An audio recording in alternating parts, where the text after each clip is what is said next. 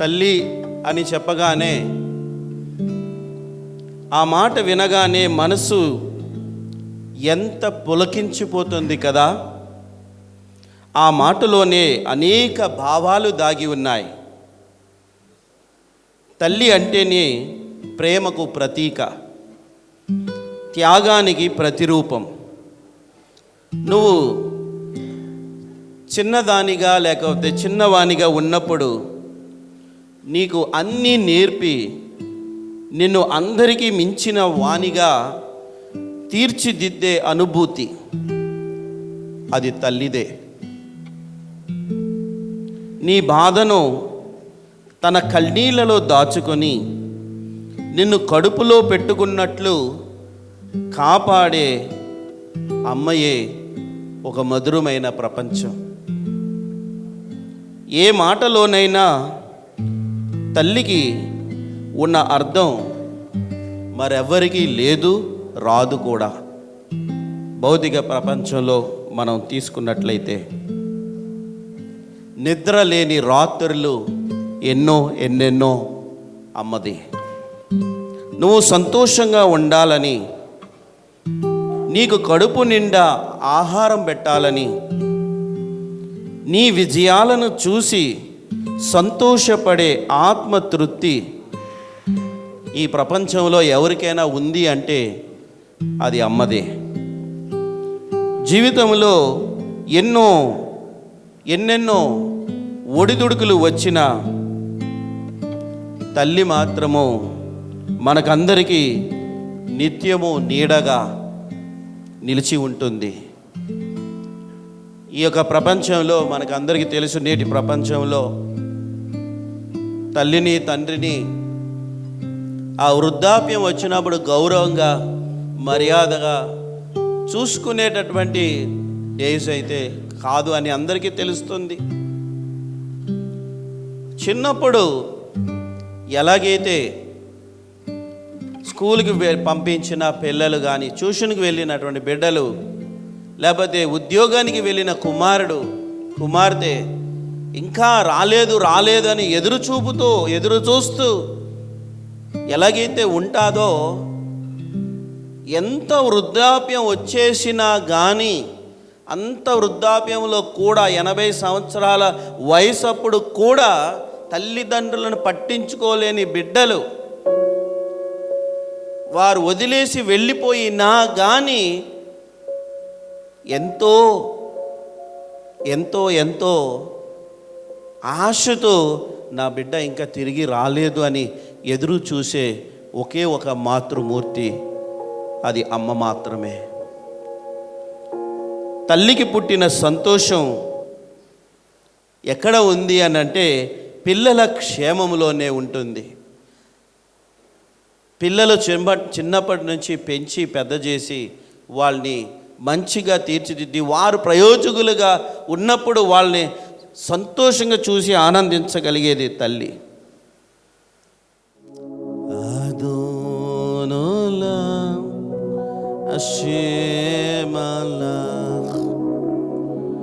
בטרם כל יציר נברא לד נשא מחזקו אזי מלך שמו נכרע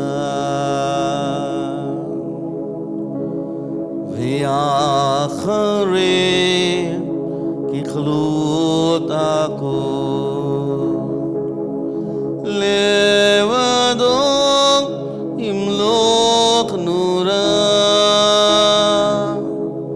והוא היה והוא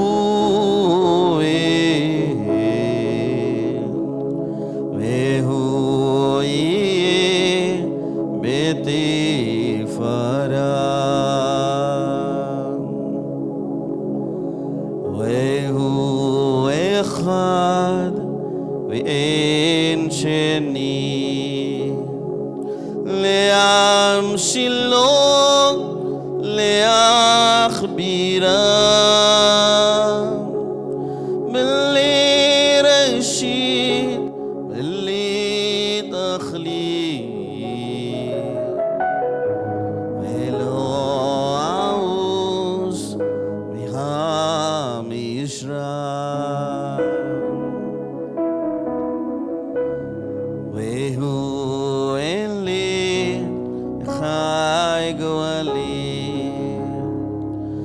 צור חבלי בעת צרה והוניסי ומנושלי מנת כוסי יום אקרא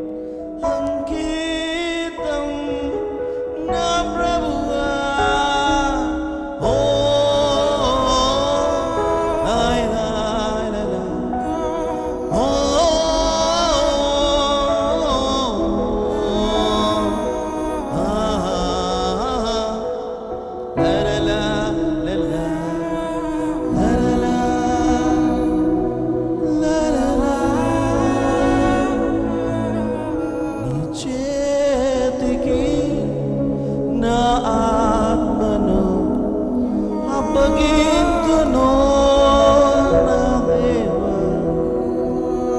నా జీవితం అర్పితును నీకే నా దేవా.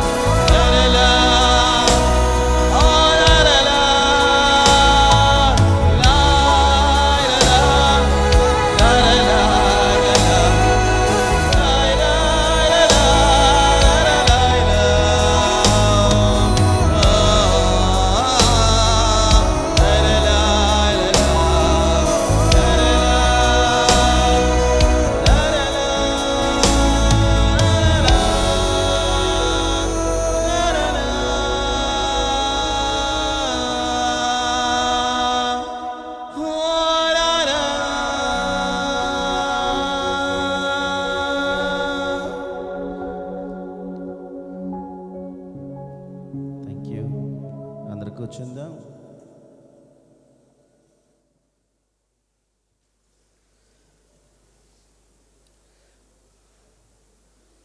ఈరోజు మన యొక్క కూడిక ఒక పాయింట్ ఏంటంటే వీఆర్ సెలబ్రేటింగ్ ఎ లైఫ్,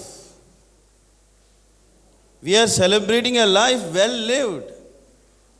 దేవుని కొరకు దాహంతో, తృష్ణతో, ఆశతో బ్రతికి నడిచి జీవించిన మనతో సరదాగా సంతోషంగా ఉండి పూర్ణంగా నాకు తెలిసి పూర్ణంగా అక్షయమును వెతికి సేవించినటువంటి వారులలో నవమ గారు ఒకరు. We are celebrating life. మనం జ్ఞాపకం అంటే why do we celebrate life? దేనికి మనం సెలబ్రేట్ చేస్తున్నాం అని అంటే this is the only promotion that God can give for man can. ఏ మనుషుడు కూడా ఈ భూమి మీద ఇవ్వలేని ఒక ప్రమోషన్, అది దేవుడు మాత్రమే. ఈ భూమి మీద ఒక వ్యక్తి తన జీవించిన జీవితము ముగించిన తర్వాత ఆయన ఇంకా చాలు నా సన్నిధికి రా అని పిలుచుకునేటటువంటి తరుణమే అది మరణం. మనకి మరణంగా కనిపిస్తుంది. భౌతికంగా మనం అందరం కూడా శారీరకంగా ఉన్నాం, మనకి మనిషి భౌతికంగా కనిపించకపోవచ్చు, కానీ ఆమె జీవిస్తూనే ఉన్నారు అన్నదానికి సాదృశ్యంగా మనం అక్కడ దీపం వెలిగించి పెట్టినాము. దీపం అనేది అశయం పెట్టినటువంటి దీపం, ఆత్మ అనేది అశయం పెట్టిన దీపం. ఆమె చనిపోలేదు, షీఈస్ కంటిన్యూయింగ్ హర్ లైఫ్. ఆమె తన యొక్క జీవితాన్ని వేరే దగ్గర దేవుడు ప్రమోషన్ ఇచ్చిన ఆ ప్రమోషన్ స్థలంలో ఆమె తన యొక్క లైఫ్ని కొనసాగిస్తూ ఉన్నారు. దాన్నే మనము జ్ఞాపకం చేసుకుంటున్నాం. చూడండి, నా కొడుకు అమెరికాకి వెళ్తున్నాడు, నా కూతురు అమెరికాకి వెళ్తుందని పార్టీ ఉంటూ ఉంటారు కదా.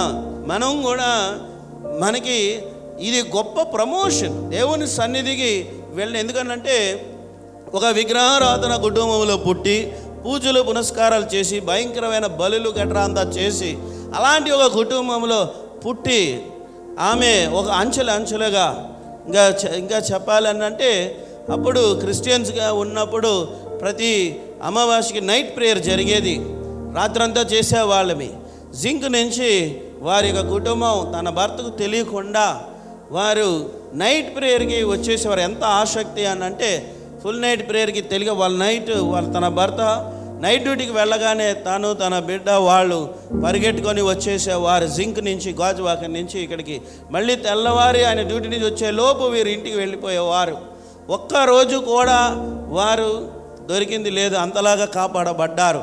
ఆ ఆసక్తి ఆమెను అటు నుంచి అటు హషేం యొక్క ఏకత్వానికి, ఆయన నామం యొక్క ఏకత్వానికి నడిపించబడి నిజంగా హీబ్రూ కూడా నేర్చుకొని, అక్షరాలన్నీ కూడా నేర్చుకొని, ఇంకా ఎంత ఆసక్తి అని అంటే సమాజంలో ఉన్న వాళ్ళందరికంటే ఏది అనౌన్స్మెంట్ ఇచ్చినా అనౌన్స్మెంట్ని ఫస్ట్ స్వీకరించి దాన్ని ఇంప్లిమెంట్ చేయాలి అనే ఒక ఆసక్తి కలిగినటువంటి స్త్రీ కెతురా నావమ్ గారు. I'm very proud to say. ఇంకా చెప్పాలి అని అంటే తన యొక్క 3వ కుమార్తెను నాకు ఇచ్చి వివాహం చేయడం ద్వారా పరిచర్య విధానము, దేవుని కొరకు వాడబడే విధానము, దేవుని కొరకు చేసేటటువంటి యొక్క పరిచర్య, అది చూసి ఆమె చాలా సంతోషించేది, చాలా హ్యాపీ. ఒక తల్లికి ఒక తండ్రికి కావాల్సింది ఏముంటుంది? ఆధ్యాత్మికంగా ఆలోచిస్తే కనుక ఒక తల్లికి ఒక తండ్రికి కావాల్సింది ఇంకేముంటుంది కదా. సో ఐ థింక్ ప్లీజ్ ఆ కౌంటర్లో ఉన్న వాళ్ళు మీరు వచ్చి కూర్చుని పోండి. మీకా గారు, ప్రదీప్ గారు, మీరందరూ వచ్చి కూర్చొని పోండి. కౌంటర్లో అప్పుడే కాదు కదా, తర్వాత మనం స్టార్ట్ చేసినప్పుడు వెళ్ళొచ్చు. Thank you. సో కాబట్టి అంతకంటే సంతోషం, ఆనందము ఇంకా ఎవరికి ఉంటుంది? అది చూసి ఆమె ఎప్పుడు చాలా హ్యాపీగా ఫీల్ అయ్యేవారు, చాలా సంతోషించేవారు. తన కడుపులో నుంచి వచ్చినటువంటి బిడ్డలో ఒక బిడ్డ దేవుని పరిచర్య చేస్తూ ఉంది అనే సంతోషం. సో తన యొక్క తల్లి మరియమ్మ మామ, ఆమె కూడా మీకు తెలుసు, చాలామంది మనతోనే ఉన్నారు. మామగారు కెతురమ్మ, తర్వాత 3వ జనరేషన్ అయిన బ్యూలా యొక్క పిల్లలు 4వ జనరేషన్ బ్రాకా హోషన డైరెక్ట్ హీబ్రూలోకి వచ్చేసారు.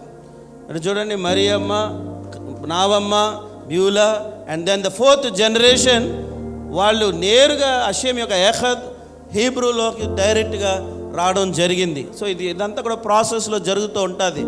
3 జనరేషన్స్ తర్వాత 4th జనరేషన్ పరిపూర్ణంగా దేవుని యొక్క ఏకత్వాన్ని అంగీకరించడం, విశ్వసించడం. Thank you. 139. అదోనై, నీవు నన్ను పరిశోధించి తెలుసుకొని ఉన్నావు.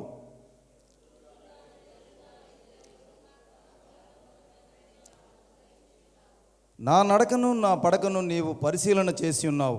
నా చర్యలన్నిటిని నువ్వు బాగుగా తెలుసుకొని ఉన్నావు. వెనుకను ముందును నీవు నన్ను ఆవరించి ఉన్నావు. నీ చేయి నా మీద ఉంచి ఉన్నావు. నీ ఆత్మ యొద్ద నుండి నేను ఎక్కడికి పోవుదును, నీ సన్నిధి నుండి నేను ఎక్కడికి పారిపోవుదును.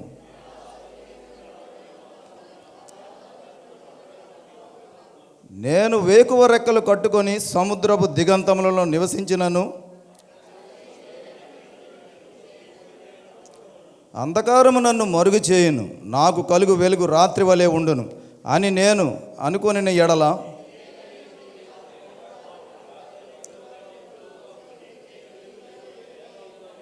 నా అంతరంద్రియములను నీవే కలుగు చేస్తేవి.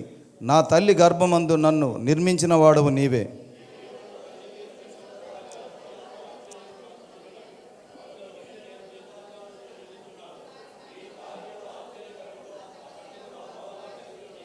నేను రహస్యమందు పుట్టిన నాడు, భూమి యొక్క అగాధ స్థలములలో విచిత్రముగా నిర్మింపబడిన నాడు, నాకు కలిగిన ఎముకలను నీకు మరుగై ఉండలేదు.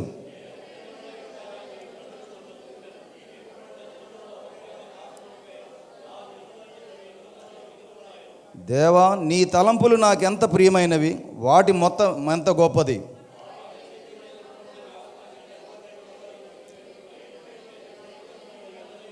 దేవా, నీవు భక్తిహీనులను నిశ్చయముగా సంహరించదవు. నరహంతకులారా, నా యొద్ద నుండి తొలగిపోవుడి.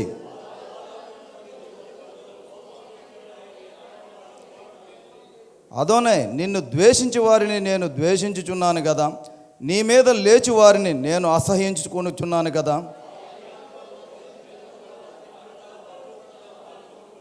దేవా, నన్ను పరిశోధించి నా హృదయమును తెలుసుకొని కొలుగును, నన్ను పరీక్షించి నా ఆలోచనను తెలుసుకొను. సో నేను జడీకి ఒక సాంగ్ పాడమని కోరుతున్నాను. ఒకే ఒక జీవితము ఇది. చెయ్య జారిపోనీయకు. ఈ జీవితము చాలా చిన్నది. ఈ పాట పాడుతారు.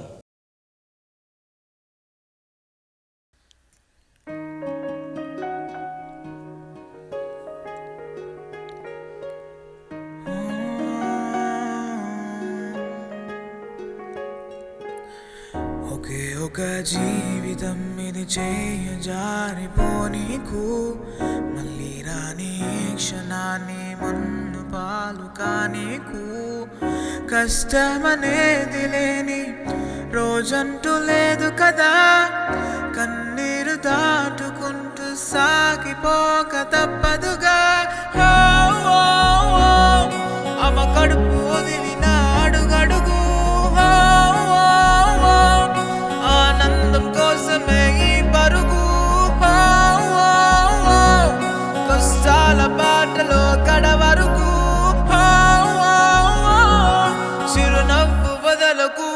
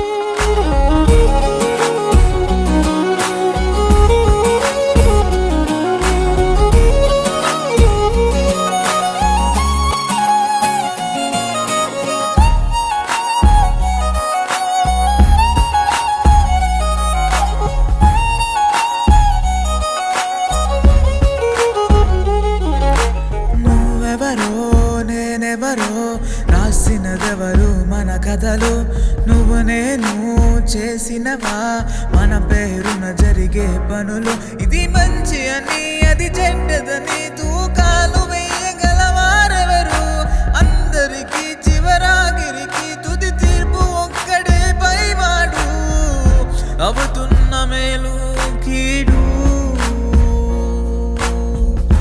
అనుభవాలేగా రెండు,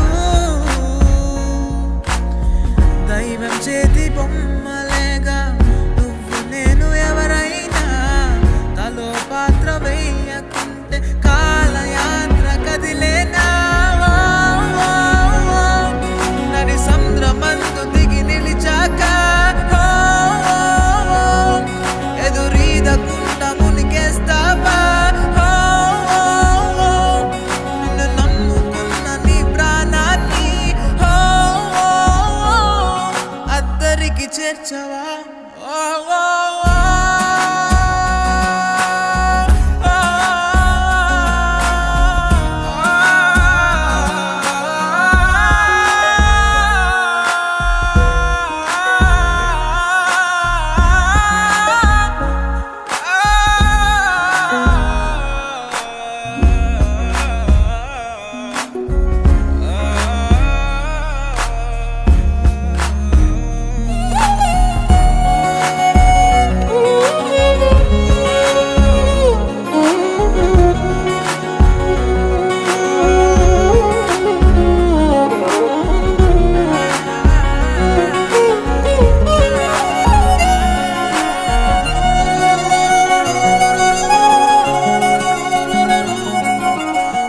పుట్టుకతో నీ అడుగు ఒంటరిగా మొదలైనదిలే, బతుకు అనే మార్గములో తన తోడెవరు నడవరులే.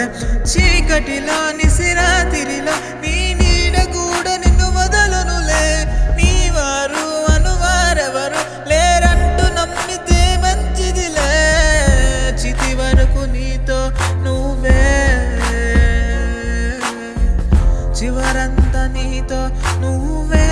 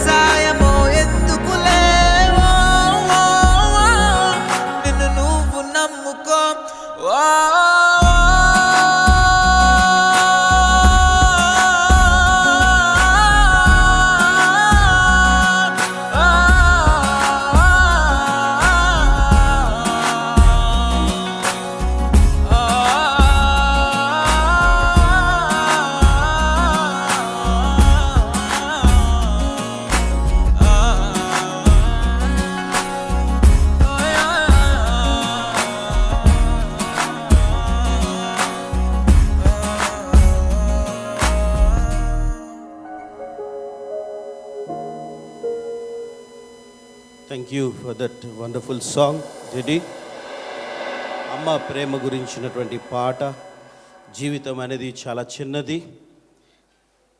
తల్లి ప్రేమ గురించి చెప్పాలి అని అంటే, ఈ సృష్టిలోనే దేవుడు సృజించినటువంటి సృష్టి యావత్తులో తల్లి ఒక అత్యంతమైన పవిత్రమైనటువంటి అపారమైన ప్రేమ, దయ, తాను చేసే త్యాగం మరువలేనిది.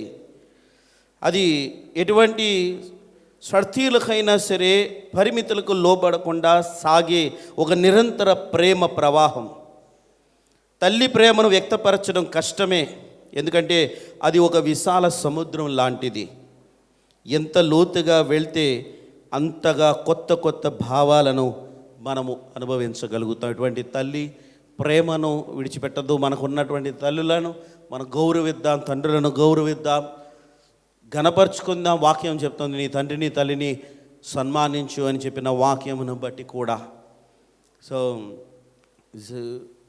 బ్యూలా వచ్చి కొన్ని మాటలు, నావమ్మ గారి యొక్క జ్ఞాపకార్థపు మాటలు తెలియజేస్తారు. తర్వాత గ్లోరియా, తర్వాత షిఫ్రా.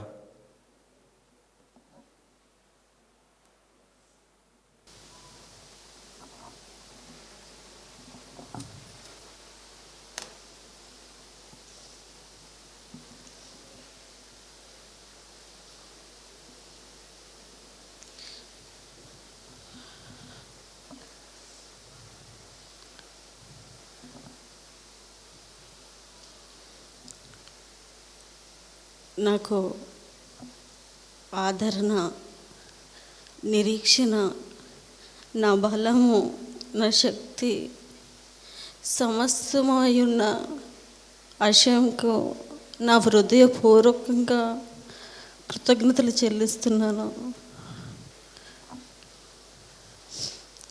అన్ని పరిస్థితులకు నా హృదయానికి చాలిన దేవుడైన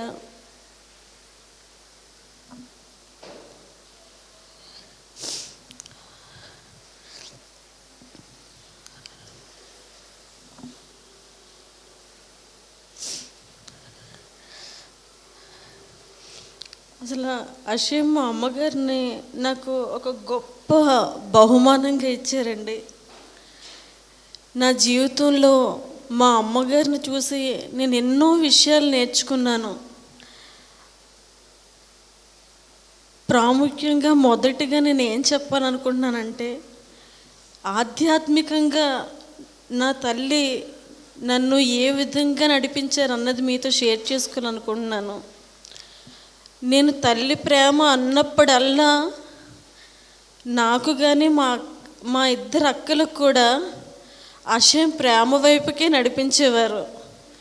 మనుషుల ప్రేమ కంట అషయం యొక్క ప్రేమ ఎంత ఉన్నతమైనది అన్న విషయాలతోనే మమ్మల్ని బలపరిచేవారు.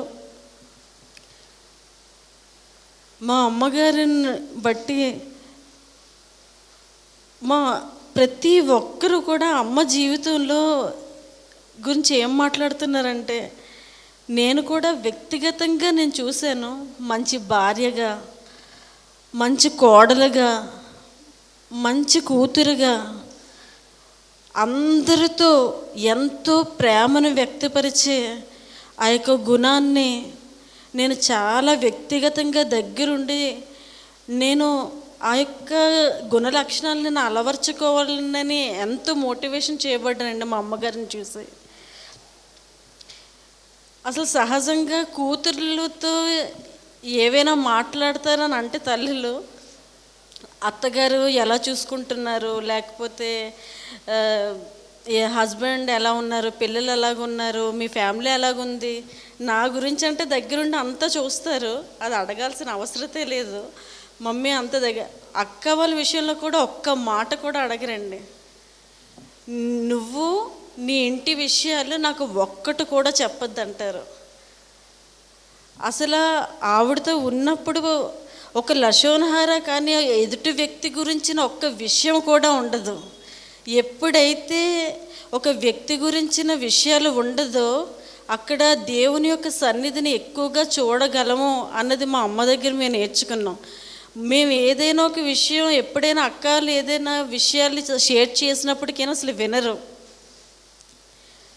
ఆధ్యాత్మికంగా నడిపించడానికి చాలా విషయాల్లోని ఆ మాటలన్నీ షేర్ చేస్తూ ఉంటారు అక్కలకి.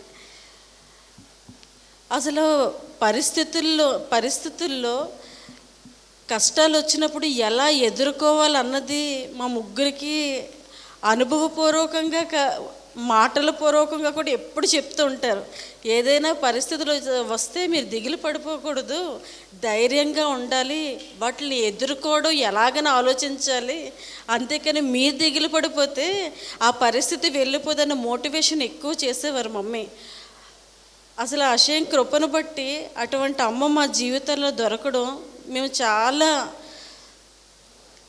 మిస్ అవుతున్నాము అన్న బాధ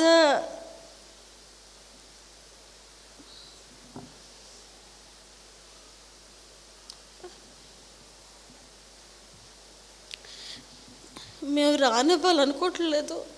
మా అమ్మగారు చెప్పిన మాటల జాడల్లో మేము నడవాలనుకుంటున్నాం. మా అమ్మగారు ఎప్పుడు ఒకటే చెప్పేవారు, మీరు ఎప్పుడు అక్షయంతో కనెక్ట్ అయ్యి ఆయన మార్గాలు నడుస్తున్నప్పుడు సమస్త దీవెనలు మీకు తోడై ఉండి మీరు దీవెనకరంగా ఉంటారు. ఆయన్ని ఆశ్రయంగా చేసుకున్నప్పుడు మీరు దీవెనగా ఉంటారని ఎప్పుడూ చెప్పేవారు. దేవుని కృపను బట్టి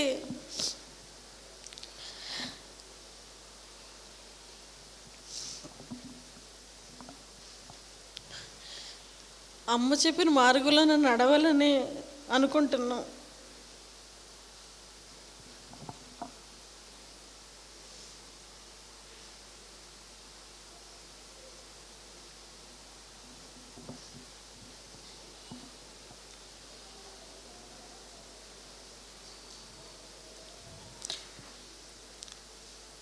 మంచి ప్రేమ ఔదార్యం కలిగిన తల్లిగారిని నాకు ఇచ్చినందుకు నేను ముందుగా అక్షయకు చాలా కృతజ్ఞతలు తెలియజేస్తున్నాను. తల్లిదండ్రుల దగ్గర నుండి ఆస్తులు, సంపాదన, డబ్బులు ఇవన్నీ కూడా పంచుకున్నప్పుడు అటువంటి ఆ యొక్క ఇది ఎలా ఉంటుందో మాకు తెలియదు. కానీ చిన్నప్పటి నుంచి మా అమ్మగారు మాకు నేర్పించిన బుద్ధులు తలుచుకుంటుంటే ఎంతో సంతోషంగా ఉంటుంది.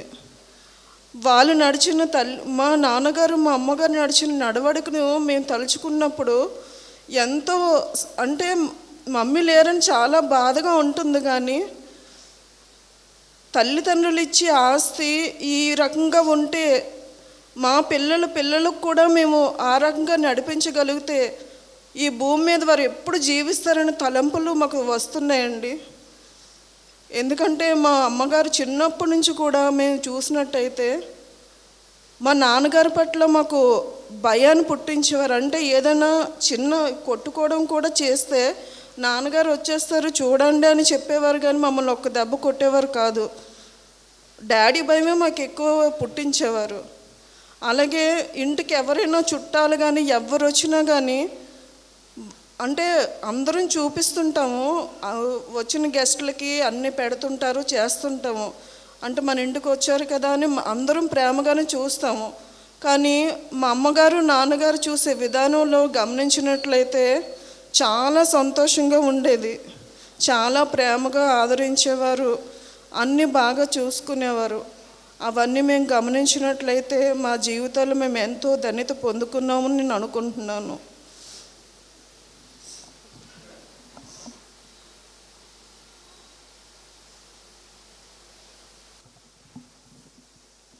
అందరికీ షలోం అండి.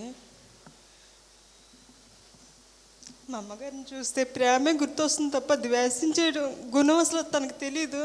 మాకు కూడా అదే పంచిచ్చింది. ఎప్పుడు కూడా అనేది ఎవరికైనా ఇచ్చే గుణం ఉంటే మాత్రం భగవంతుడు ఎప్పుడు మిమ్మల్ని చూస్తాడమ్మా, దీవిస్తాడమ్మా అనేది నాకు తెలిసి, నాకు ఊహ కూడా తెలిసి ఉండదు.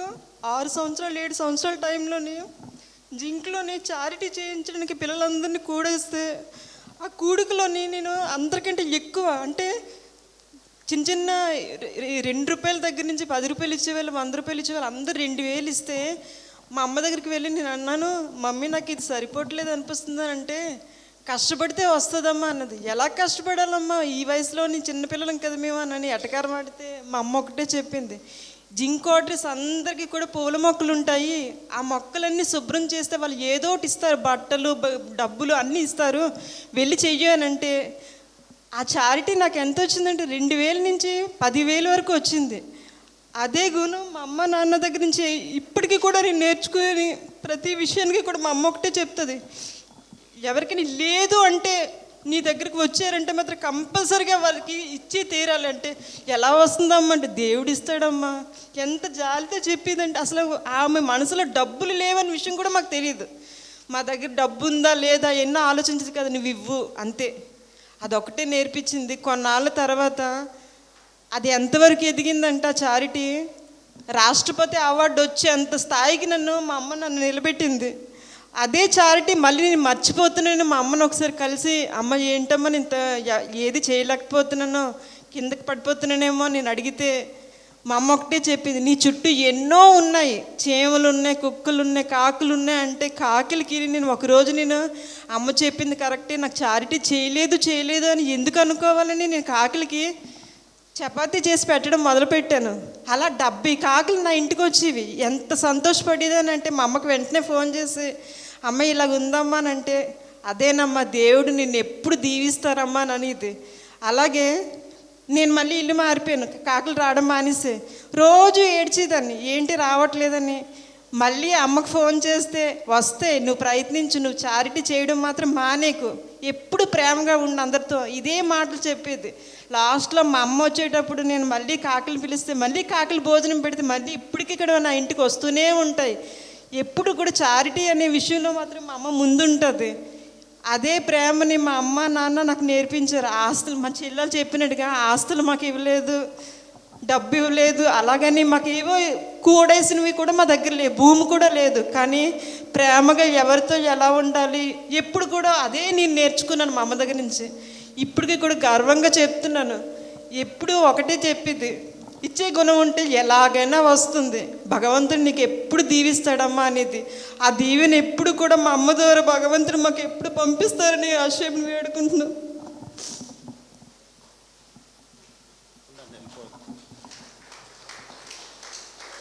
తెలియలేనటువంటి వారికి వారి ముగ్గురు నాపమ్మ గారి యొక్క కుమార్తెలు, గ్లోరియా, షిఫ్రా అండ్ బ్యూలా.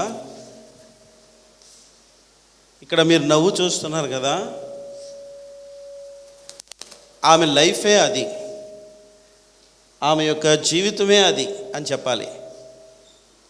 ఏంటంటే ఎంత కష్టం ఉన్నా, ఎంత ఇబ్బందులున్నా దాన్ని వ్యక్తపరచరు. నిజంగా ఈ షాట్ చాలా బాగా వచ్చింది. తన లైఫ్కి తగినటువంటి షార్ట్ ఫోటో ఇది.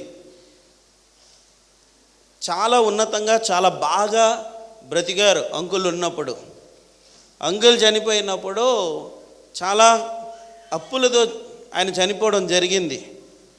ఆ అప్పులన్నీ ఎలా తీరుతాయి, ఏ విధంగా తీరుతాయి అనేటటువంటి హోప్ కూడా లేని ఒక స్టేట్లో అంతా ఆ దేవుడు చూసుకుంటాడనే ఒకే ఒక ధైర్యం, ఒకే ఒక స్ట్రెంగ్త్ ఇన్వర్డ్. నీకు ఇక్కడ ఒక పాయింట్ చెప్పాలి, అదేంటంటే అషేమ్ యందు విశ్వాసం ఉండాలి, రైట్.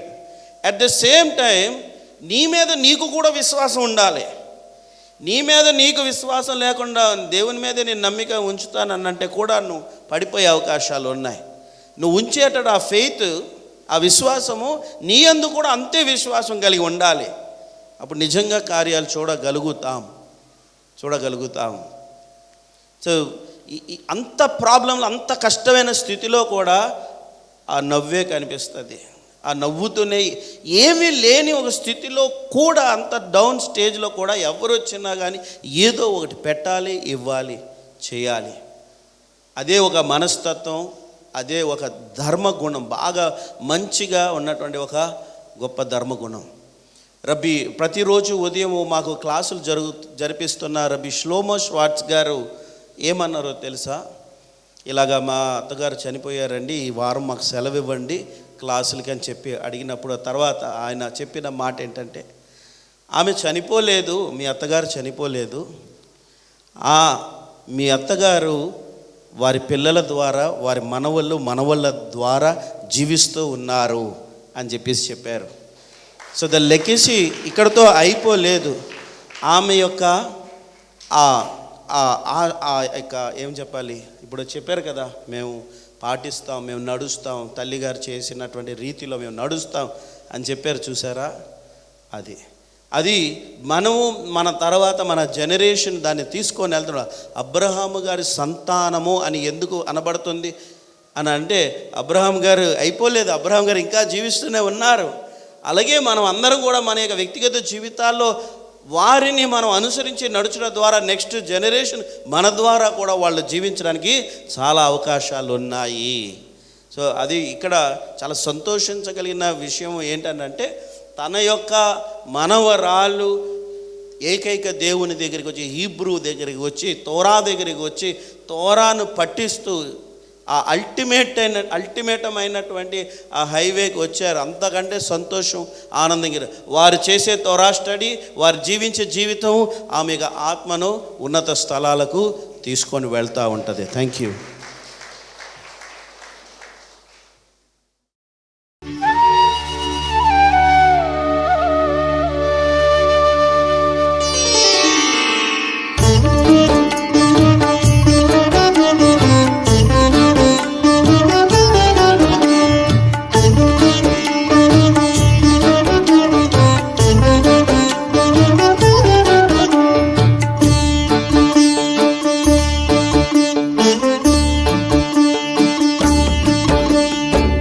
ఉన్నన్నాళ్ళు శాంతి లేదు, పోయేనాడు ఏమి రాదు, యతన ఎందుకురా జీవా, వేదన ఎందుకురా జీవా.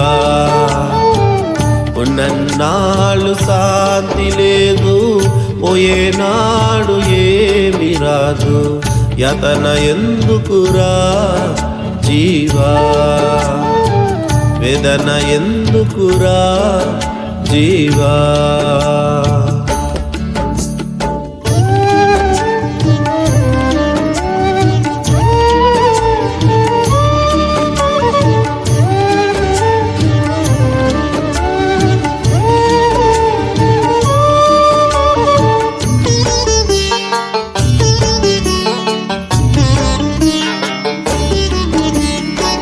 చిన్ననాటి వయసున నీవు ఆటపాటలు అంటావు, యవ్వనము వచ్చిందంటే సుఖభోగములంటావు,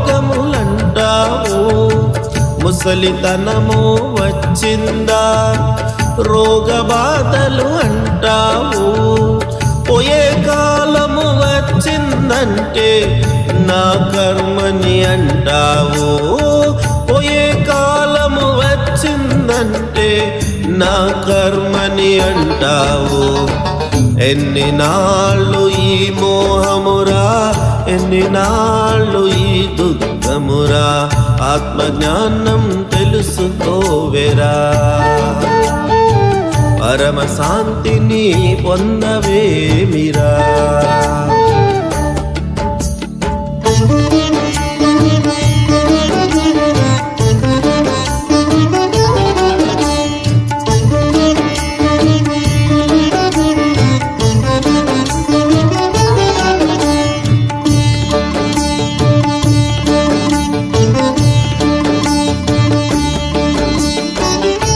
ధనము కావాలంటావు, పదవి కావాలంటావు, ధనము కావాలంటావు, పదవి కావాలంటావు, కీర్తి రావాలంటావు, బోధ పెరగాలంటావు, క్షణికమైన ఈ కోరికలు ఎన్నాళ్ళని విచారించవు, తుచ్చమైన ఈ ఆశలు పరమ సుఖము ఇవ్వలేవురా. ఎన్ని నాళ్ళు ఈ అజ్ఞానం, ఎన్ని నాళ్ళు ఈ అవివేకం, పరమ గురువుని ఆశ్రయించరా. పరమ శాంతిని పొందవేమిరా.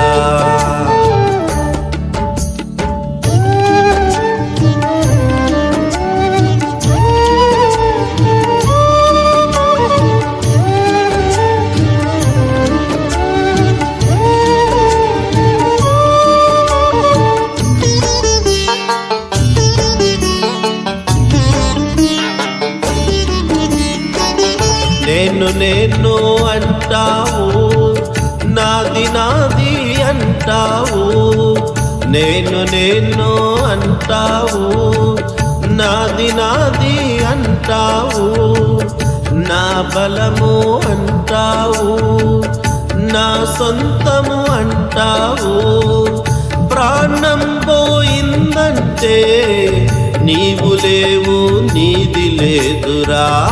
ఆయుష్షు తీరిందంటే నాటకము ముగిసేనురా. ఎన్ని నాళ్ళు ఈ మోహమురా, ఎన్ని నాళ్ళు ఈ దుఃఖమురా. ఆత్మజ్ఞానం తెలుసుకోవేరా.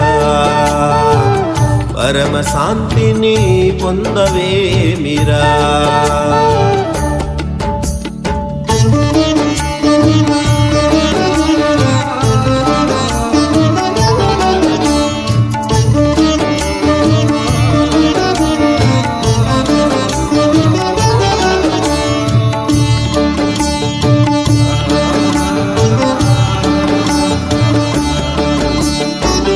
భార్య మాయా, బిడ్డలు మాయా, జగము మాయా, నీవు మాయా.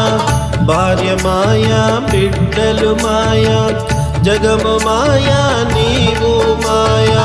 ప్రేమ మాయా, బంధము మాయా, వృత్తి మాయా, బాధ్యత మాయా. సుఖము సుఖము అంటావు, యాతనలో పడతావు. శాంతి శాంతి అంటావు, వేదనలో పడతావు. ఉన్నన్నాళ్ళు శాంతి లేదు, పోయేనాడు ఏమి రాదు. యతన ఎందుకురా జీవా, వేదన ఎందుకురా జీవా.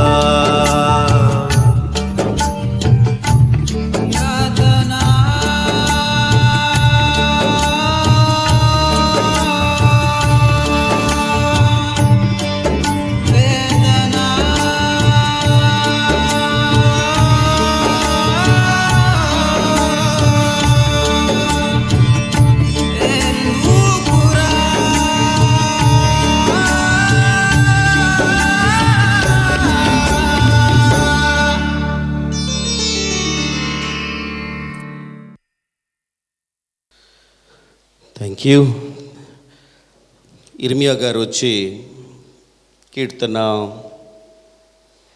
చదువుతారు.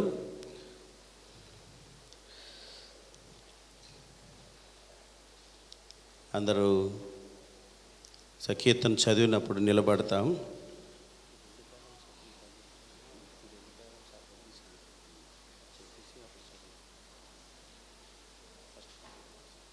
కూర్చోండి చదివినప్పుడు నిలబడతా.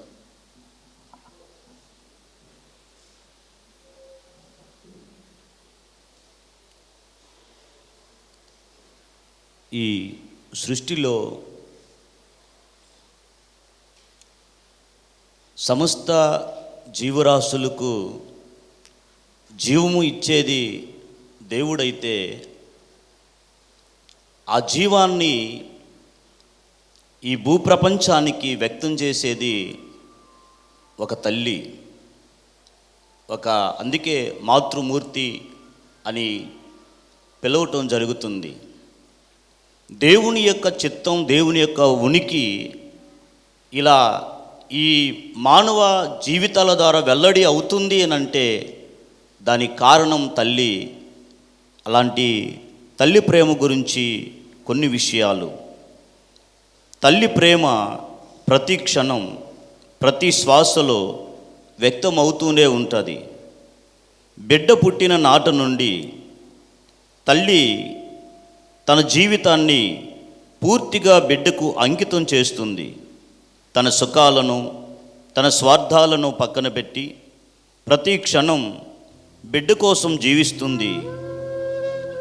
తల్లి ప్రేమతో నిండి ఉంటే ఆమెకు త్యాగం అనేది ఒక సహజ గుణంగా మారుతుంది.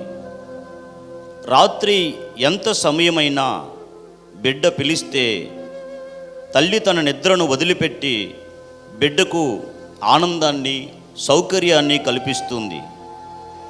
తల్లి ప్రేమలో ఒక ప్రత్యేకత ఏమిటంటే అది ఎప్పుడూ కూడా స్వార్థరహితమైనది.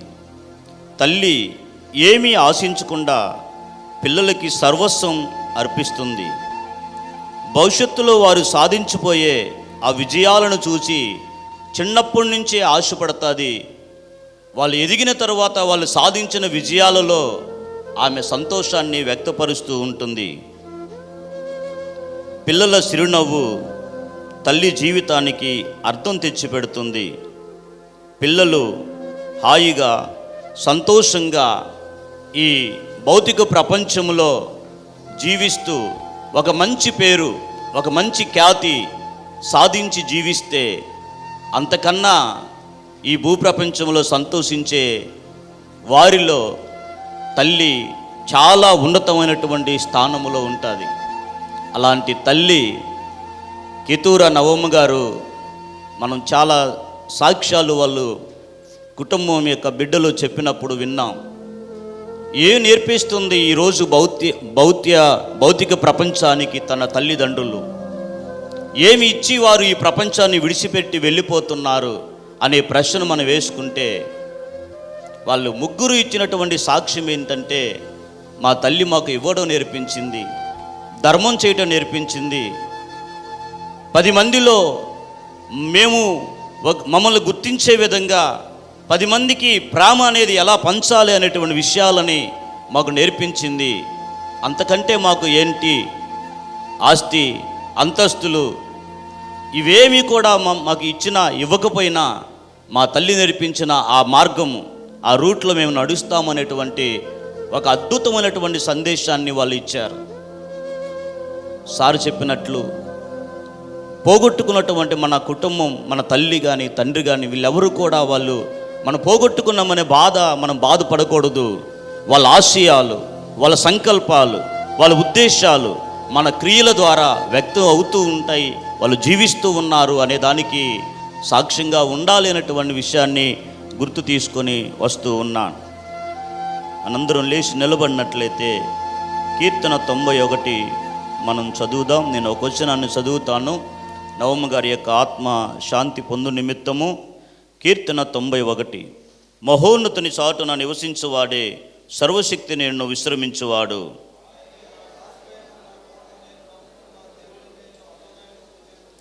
వేటకాని ఉరిలో నుండి ఆయన నిన్ను విడిపించును, నాశనకరముల తెగులు రాకుండా నిన్ను రక్షించును.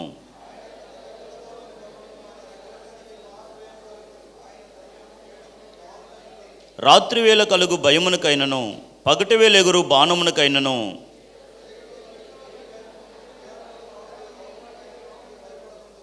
నీ ప్రక్కన 1000 మంది పడినను, నీ కుడి పక్కన 10,000 మంది కూలినను అపాయముని ఎద్దకు రాదు. అదోనాయ్, నీవే నా ఆశ్రయమని నీవు మహోన్నతుడైన దేవుని నీకు నివాసస్థలంగా చేసుకొని ఉన్నావు. నీ మార్గములన్నిటిలో నిన్ను కాపాడుటకు ఆయన నిన్ను గూర్చి తన దూతలకు ఆజ్ఞాపించును. నీవు సింహములను, నాగుపాములను త్రొక్కెదవు, కొదమ సింహములను, భుజంగములను అనగదొక్కెదవు.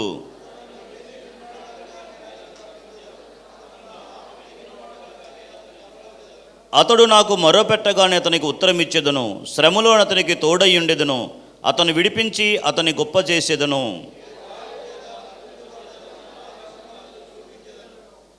Thank you all.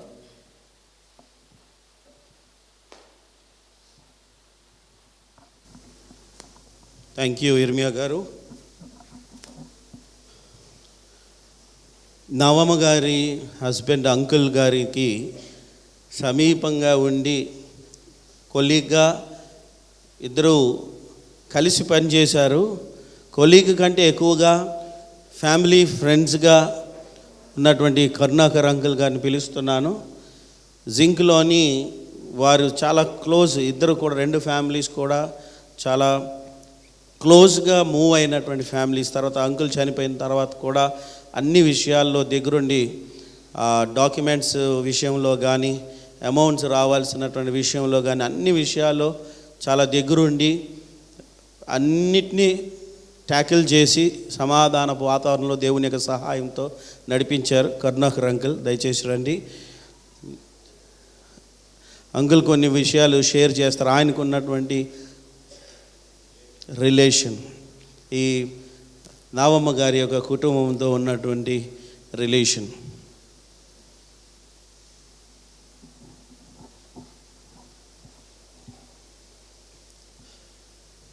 థ్యాంక్స్ అండి అందరికీ, నాకు ఈ యొక్క అవకాశాన్ని ఇచ్చారు.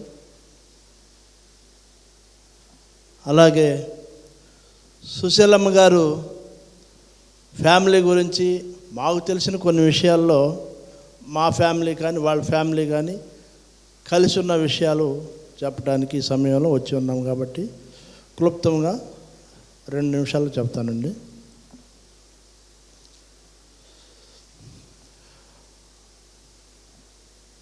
అది 2003 అనుకుంటాను.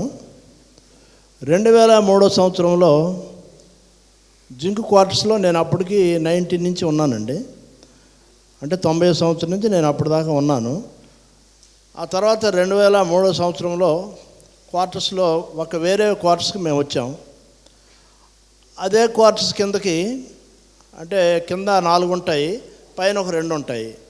పైన ఇంట్లో మేమున్నాం, కింద ఇంట్లోకి సుశీలమ్మ గారు వాళ్ళ భర్త పేరు సత్యనారాయణ గారు వచ్చారనమాట. అప్పటి వరకు నాకు కంపెనీలో తెలుసు ఆయన, అంటే బాగా క్లోజ్ అనేది కాదు, జస్ట్ మేము ఎలక్ట్రికల్, వాళ్ళు ప్రాసెస్ అనమాట. ప్రాసెస్ వాళ్ళతోటి మాకు ఏదన్నా పనికి పిలుస్తారు, మేము వెళ్తాం, అంతవరకే. ఆ పని చేసుకుని 5 నిమిషాలు మేము వచ్చేస్తాం. అంత డీప్గా మేము అంత ఫ్రెండ్లీగా కూడా ఉన్నాం అనమాట. ఎందుకంటే ఆ పని చేసుకొని రావడం మాకు ఆ పొల్యూషన్ విషయంలో ఎక్కువసేపు ఉండడం ఎక్కడ కూడాను. అయితే వాళ్ళు వచ్చిన్న తర్వాత వాళ్ళకి 3 ఆడపిల్లలు. నేను అసలు ఫ్యామిలీ ఎవరు ఏంది అనేది నేను పెద్దగా పట్టించుకొని అటు ఇటు చూసే అలవాటు నాకు లేదు. మెయిన్గా చాలామంది గమనించి ఉంటారు, నేను బండి మీద వెళ్తున్నా సరే ఇర్మియా గారు హలో అన్నారు ఒకసారి, నేను పట్టించుకోకుండా వెళ్ళిపోతాను. నేను ఎంతంటే రోడ్డు చూసుకుంటూ వెళ్ళిపోతాను అంతే. చాలాసార్లు కూడా చాలామంది అలాగే అంటారు. ఎందుకంటే నాకు రోడ్డు చూసుకుంటూ వెళ్తాను, వాళ్ళని చూడకూడదని కాదు నా ఉద్దేశం, ఏ యాక్సిడెంట్ అయితే అన్న ఉద్దేశం మీద వెళ్తూ ఉంటాను అన్నమాట. సరే, అలాగా ఆ సమయంలో పిల్లలు 3 అనేది నాకు తర్వాత మా ఫ్యామిలీ తోటి వాళ్ళ పాప పరిచయం అలాగా ఏర్పడిందనమాట. ఆ టైంలో మేము కూడా చర్చిలో చాలా ఎక్కువగానే సాగుతున్నాం. అంటే నేను ఇక్కడ లేను కానీ అక్కడ చాలా ఎక్కువగానే సాగాను అనమాట ఆ టైంలో. అయితే సత్యనారాయణ గారికి నేను చర్చికి వెళ్తున్నాను, మా ఫ్యామిలీ వెళ్తున్నాం అనే విషయంలో ఆయనకి చాలా కుతూహలం కలిగింది. నాకు కరుణాకర్ గారు లాంటి మనిషి నాకు అసలు ఇక్కడ తగలలేదు క్వార్టర్స్లో. ఆయన అసలు ఎవరితో మాట్లాడు, ఆయన చర్చికి వెళ్ళటం, ఆయన రావటం, ఆయన ఇంట్లో ఉండటం అంతవరకే తెలుసు అనే ఆలోచన మీద ఆయనకి మైండ్ కొంచెం డైవర్ట్ అయింది. అప్పటి వరకు మామూలుగా 61వ సంవత్సరంలో సుశీలమ్మ గారు పుట్టారు అనుకుంటాను. సపోజు 2003లో క్వార్టర్స్కి వచ్చారు అంటే సపోజ్ అప్పుడు 40 సంవత్సరాలు అయింది. వాళ్ళ వివాహం జరిగి సపోజ్ 20 సంవత్సరాల వయసు నుంచి లెక్క వచ్చి ఉంటారు. 3 పిల్లలు ఉన్నారు, వాళ్ళకి మనవాళ్ళు కూడా ఉన్నారు ఆల్రెడీ. వాళ్ళు అప్పటి వరకు 40 ఏళ్ళ వరకు కూడా వయసులో చాలా ఎంజాయ్ చేశారు. ఎందుకంటే ఎలాగంటే వాళ్ళు హిందుత్వంలో ఉండేవాళ్ళు, అది నాకు పూర్తిగా తర్వాత తెలిసిందనమాట. వాళ్ళు చాలా ఎంజాయ్, మేము చేయలేదు అలాంటి ఎంజాయ్మెంట్. ఎందుకంటే ఒక జాయింట్లు కోళ్ళు ఉన్నాయంటే అలాగ బాండీలో వేపేసి వాళ్ళ ఫ్రెండ్స్కి అలా అలా ఎంజాయ్ చేసేవాళ్ళు అంట వాళ్ళు. అలాంటిది నాకు ఎప్పుడు తెలిసిందంటే వాట్స్కి వచ్చినాక నన్ను మా ఫ్రెండ్ శ్యాంప్రసాద్ గారిని ఆయన ఇంటికి కింద తోట ఒకటి పెంచాడు ఆయన, అరటి తోట. చాలా చెట్లు, జామ చెట్లని, కొబ్బరి చెట్లని, అరటి చెట్లని చాలా చెట్లు పెంచాడు ఆయన. ఒక ఎస్టేట్ లాగా తయారు చేసుకున్నాడు దాన్ని. దానిలో ఒకరోజు భోజనాలకు పిలిచాడు మమ్మల్ని. వాళ్ళని కూడా పిలవాలి నేను, ఎందుకంటే వాళ్ళ లేడీ పిల్లలు మా ఆవిడ ప్రసాద్ వాళ్ళ ఆవిడ పరిచయం అయిన తర్వాత మా ఫ్యామిలీలు 2 ఫ్యామిలీలను పిలిచాడు ఆయన భోజనాలకి. పిలిస్తే పెద్ద తోటేసి దాని దగ్గర పందిరేసి కింద కార్పెట్లు ఇలాగ పరిచేసి భోజనాలు ఏర్పాటు చేశాడు. ఇదేంటండి ఇంత ఇది? అప్పుడు జాయింట్లు అవి వేపేసి వంటకాలు, గారెలు. నేను ఎక్కువగా భోజనానికి అనేది ఎక్కువ ఆశించేవాడిని నేను కాదు, ఏదో లైట్గా 2 తినేసి ఇవ్వండి అనమాట. ఇదేంటండి ఎందుకు ఇదంతా అంటే, తినండి బ్రదరు అది ఇది అని. నాకు ఒక అక్కలాగా ఆవిడ ఉండేది. నేను ఇప్పుడు అనుకున్నాను, ఎందుకంటే నాది 62, ఆవిడది 61. ఆవిడ తమ్ముడు అన్నది. అయితే ఈరోజు చూస్తే నేను నిజంగా తమ్ముడినేమో అనుకున్నాను. అది కరెక్ట్గా సెట్ అయిందనమాట.